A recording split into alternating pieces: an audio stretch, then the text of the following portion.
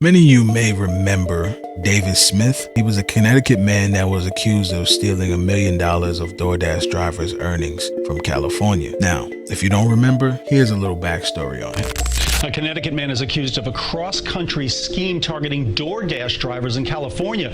Stanford police tell CBS 2's Tony Aiello it delivered nearly $1 million. The investigation started with a report of a domestic dispute involving a gun at this Stanford apartment building. We were searching the apartment for the firearm and noticed several stacks of loose cash around the apartment, about 100 payment cards not in the suspect's name or the victim's name, and a couple of fake IDs. Investigator Vanessa Lynn says cops eventually found more than $700,000 stuffed in various lockboxes, alleged proceeds of a complex scam targeting DoorDash drivers in California. You place an order on DoorDash, the driver's information comes up and there's a way to contact them. Police say 21-year-old David Smith used technology to send text messages to drivers that appeared to come from DoorDash, then convinced drivers to submit login information to an official-looking but fake DoorDash support website, giving him access to drivers' accounts. And then he would change the banking information that the DoorDash driver had on there for their direct deposits to a payment card that he had fraudulently obtained. The arrest warrant says the scheme began in 2020 when Smith was just 18. In a statement, DoorDash calls this an egregious and appalling crime. We regularly remind drivers to keep their account information secure and share tips on how to avoid these type of attacks. Police believe Smith targeted drivers all the way in California, thinking distance would make it harder to investigate the alleged fraud. 700 drivers lost money. The good news is much of that money was recovered, so they can expect at least partial restitution eventually. In Stanford, Tony Aiello, CBS 2 News. So now that you're all caught up, back in January of this year, apparently he was gunned down and murdered. It's a very sad situation, but here's the news report for that. Other news tonight, the former Stanford man who's accused of stealing almost $1 million in an elaborate DoorDash scam was shot to death Monday in New York. This came right before he was due in court in Stanford for a potential resolution in that case. News 12 Connecticut's Marissa Alter with the latest tonight. David Smith was supposed to appear in Stanford Superior Court Wednesday morning to accept or reject a plea offer in his case. Instead, the state's attorney's office learned Smith was killed 2 days ago.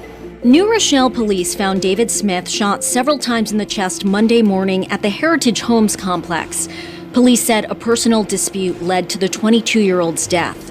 They've since arrested 4 men in connection. Community members did help with this, with calls to the police of the shots and descriptions of people running away. Smith was living in Mount Vernon. He moved there after Stanford police arrested him in June 2023 in what one investigator called the most massive scheme he's seen. Smith is accused of scamming DoorDash drivers in California out of almost $1 million. Investigators recovered a large chunk of it, $733,000 in cash, when they seized 5 safes from his apartment. Police explained how the scam worked. They said Smith would use one of his many phones to place a fake DoorDash order in California. Then when the driver was on the way, Smith would impersonate DoorDash support and claim there was a problem with the order. He would get them to click a link or go to a website, and then that essentially would turn over their credentials, their username and password, to him. Once he was in control of that, he would change the billing information and steal any funds that they had for deliveries they had done, basically steal their paycheck. More than 700 drivers were scammed over the course of 2.5 years. Police said Smith also stole the identities of dozens of people to open debit card accounts where he transferred the stolen money. Smith was considering a plea deal in the case at the time of his death.